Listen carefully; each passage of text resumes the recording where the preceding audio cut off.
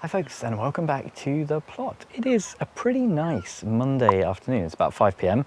and I thought today, most of the videos recently have been sort of just me doing tours. I haven't actually done anything in a video for a really long time.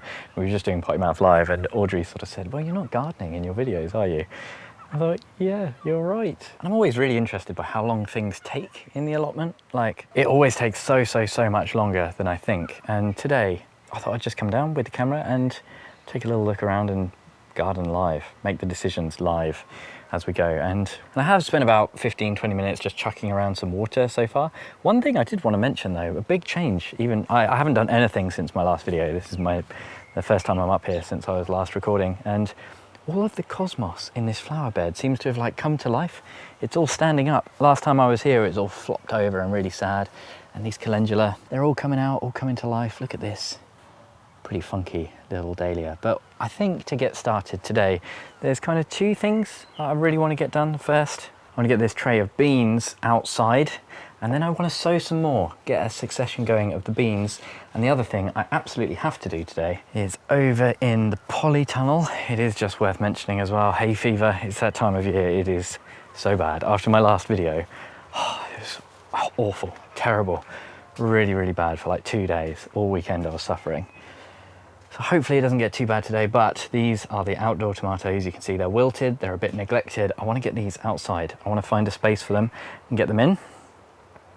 Chilies and everything looking good. It's probably almost time to get these auto pots switched on. So I've got the hose in here. We're just starting to fill up this water, but ideally it would be rainwater, but you've just got to do what you can, don't you? Quick shout out to the sunflowers as well. I had a few comments from people admiring these, and I love dark sunflowers. These are like my favorite, and this variety in particular people were asking after.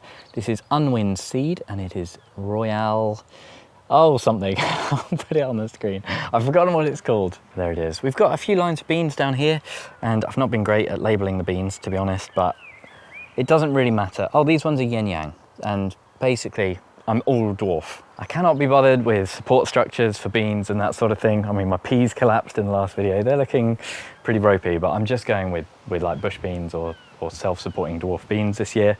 Makes life so much easier, and it means when you're planting them out, it doesn't matter if you get a mix of different beans, you know. I really thought I'd labelled these, but apparently I haven't, so I'm not 100% sure. Oh, look, a little bit of slug damage on here. I'm just gonna stick these out in this bed. We've got some in here with a little bit of slug damage, but generally speaking, they're growing pretty well. I know they're happy in this bed, so let's just get them in. This is the dug bed, so it should be, oh yes, it's just like butter. And the main thing about this, it's so much easier because you can go along, dib them in, and you don't need to put the plant straight in.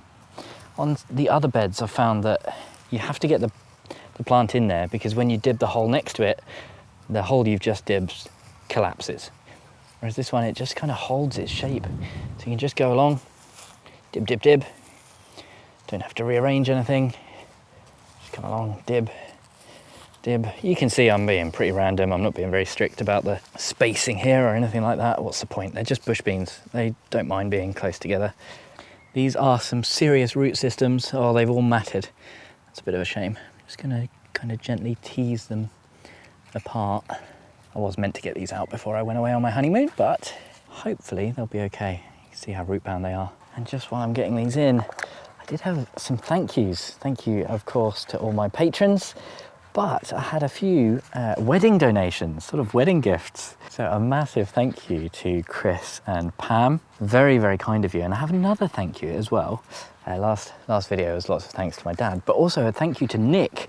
And I'm really sorry. Nick has sent me an amazing gift that you'll see in videos very soon. He's made like a little accessory for doing this. I was just doing this, going through, popping these out, popping these out with my fingers. And back at home, I've not even brought it to the allotment yet because I was so busy before the wedding and everything. But he made a little like potting station accessory, you know, that I absolutely cannot wait to use. So I did sort of have on my list today, maybe doing some sewing. I think I'll wait until I've got Nick's clever creation. These look so healthy. I'm really happy with these. This dibber as well, you know, massive thank you to Alex. I'm so lucky to be sent things like this. Just because people see me struggling and crying on videos. Oh, I'm wearing my good jeans. Not meant to be getting them dirty. I've already got a bit of mud on. I'm kneeling in the wood chip. Hopefully it's just wood chip, it's not too dirty, is it? There we go, 5:15 and they're all in. I mean, how does that take 15 minutes? I don't know. I did spend a little while running around trying to do some bits off camera. But I did want to mention as well, germination rates. I've seen Tony has had some real issue with germination of his beans, and a few other people in the comments too. I had 2, that's empty, 2 cells in there that didn't germinate. Tony was saying he's had real trouble with silver grow and everything rotting. And to be honest, I think Tony's issue with silver grow, I don't want to get into it too much, and it's not like a big conflict we're having or anything, but I think he's just used to using a different compost, and I've been using silver grow for a few years now, and that's what I'm used to. And silver grow can be very moisture retentive because of the coir content. But as you can see, I've got really, really nice, near 100% germination on my beans, you know, and I'm just a bit more neglectful. I do let them dry out a little bit more. I'm careful not to flood them. Well, I try not to flood things when they're in silver grow, and I also try and use a lot of perlite. I mean, that is just pure silver grow though. There's no perlite in that mix, but because it can be retentive, that is why I tend to use quite a lot of perlite. But there we go, let's get these watered. They're looking really good. They're not too late. You know, a lot of the stuff I'm getting out is a little bit too late, but you can see they look quite nice next to those yin yang. I think these are probably Kalima. There are a few sort of little pods like this that I could see around the tops, and that looks like Kalima to me. So just a case of trying to get a good seal, knock down a little bit of the soil around it, fill in those gaps, and then we'll move on to the tomatoes, try and find a space. I'm thinking just over there will be ideal, up against that little mesh support. I can tie them in, and I'm not sure actually if they're vine tomatoes or bush tomatoes, those Crimson Crush and all that. I think they're actually cordons, so I might not be quite high enough, but it'll be okay for now. We're in a rush, so let's just get them in. Okay, it is now past. Time just goes so quickly on the allotment. I'm not sure if you can see me there. So this is a no-dig bed, and what I do like to do with no-dig, it seems so over the top, but I'm digging a hole for these tomatoes, and then I've got 2 buckets. One is soil, and the other is nice potting mix. And basically this is the most efficient way I've found of doing it now. So this is the soil bucket actually, and then I've got my potting mix. Once I've dug out the soil, I then just fill up the gaps around here with some potting mix, and then just water that in. And what that means is, instead of digging and then shifting the soil all around the top of this bed, allowing a load of weeds to germinate, you just keep that nice, really nice kind of compost mulch along the top. I find that's kind of fine, you know, when you've got just 4 tomatoes to plant out. Although this is a good example. Like, I've just put my trowel in the ground and realised now I need to get back up. Can we get the soil bucket? It's just fiddly. It's just very fiddly. But let's get these 4 tomatoes in.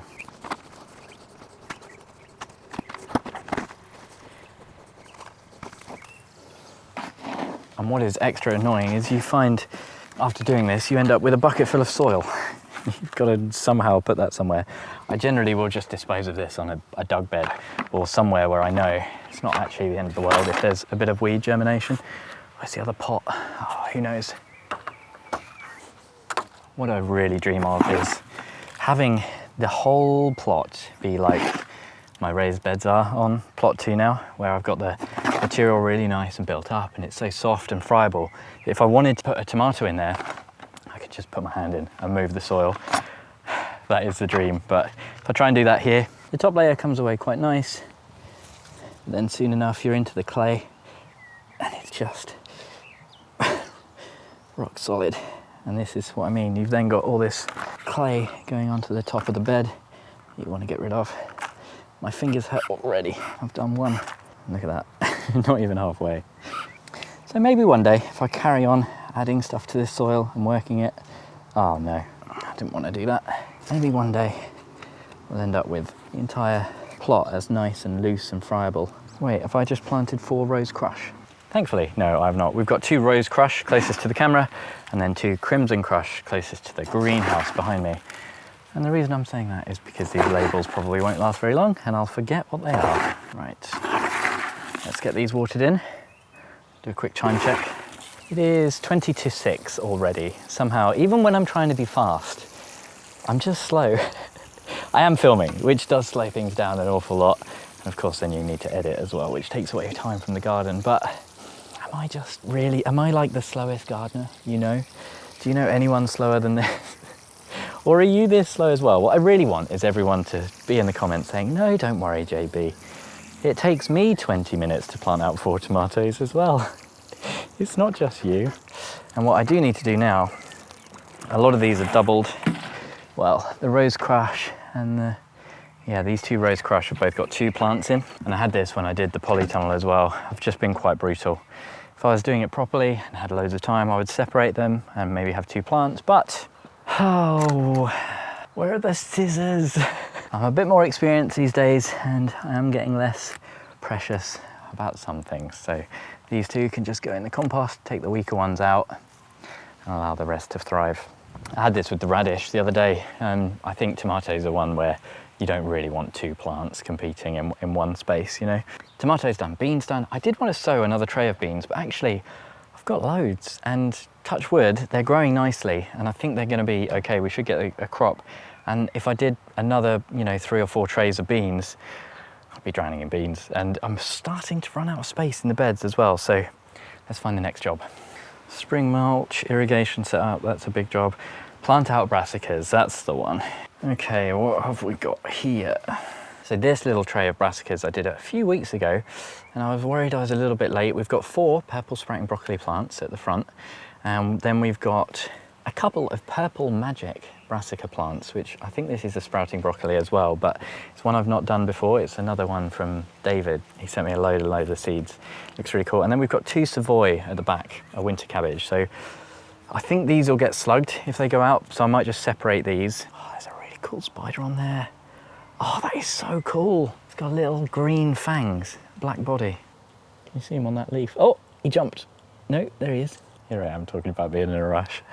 Spiders are so cool, those little jumping spiders I love. Bright green, luminous fangs. Anyway, right, yes, Savoy, they need a bit longer. If I put those out, they're gonna get slugged. The purple spring, these all need a bit longer. I think I'm gonna pot them up instead of planting them straight out. Let me know what you would have done in the comments. Now, had we been in our lovely spring of a few weeks back where it was completely dry, I mean, drought's not great for the crops, but it was really great because there was no slug pressure. So if we still had that weather, I might just put these straight out, but now that it's getting wet and there's slug damage everywhere I look, I want to get these into little pots like this. And it is quite nice having this little potting set up in the shed now. The really annoying thing about this is I need to stop and label every single one, which I find just so tedious. And it doesn't give it that much more space in these pots, but and it's just going to be a little bit, let it get a little bit bigger, a little bit stronger. And these size pots aren't too difficult to get out into the ground either. They're not too onerous. So let's do the purple sprouting broccoli first and label them all as one. Do you know what? I said that I hadn't done anything since my last video, but that was a lie. I did get a few things potted on. So these are the leftover butternut squashes. Sorry guys, you didn't make the cut and I've just left you to slowly die and suffocate in my potting mix. Got a couple here that might be worth splitting. I do think these have probably been getting far too hot in the greenhouse as well. I do keep my brassicas in the greenhouse in the shade on the lower shelves, and that does seem to help, but on really hot days, brassicas are just not going to thrive. A bit of a tricky one because I find in the cold frame outside, cold frame made out of wood, just perfect for slugs and snails. Loads of nice wet ground for them to hide in. So I find if I put, small plants like this into the cold frame, they're just goners. Once again, all ears in the comments. Let me know, what do you find? This is a kind of tricky time for brassicas, but there's lots to get growing. Your winter cabbages and maybe your spring cabbages, definitely your sprouting broccoli. Just had to go get a new pack of labels. I do generally just kind of write over what I've got, but all the ones I've got are quite strong. Came with a pencil, which I've never ever used. I just use a Sharpie. Pretty sure that won't last. I mean, it's a free pencil, I'm not going to complain. Now, I've only got 2 Savoy cabbages here out of 4 cells. That is a bit of a shame. I should sow some more of those. I'll do a big sowing session on the weekend, probably. That was a bit brutal. Sorry, cabbages. Hope you survive. There we go. 1 tray of brassicas. And because I'm so lazy, what I did was just label everything apart from the purple sprouting broccoli, because I got 6 of those. So everything else is labelled, everything not labelled, purple sprouting broccoli. Shortcuts all the time, trying to take shortcuts. sometimes always, sometimes not. But these are going to go just down here, so we do get a decent chunk of shade. And then in fact, I'm going to get in here and pull them all back just from the sun. And I'm going to give them a really nice seaweed feed, because you can see they're looking a little bit sad.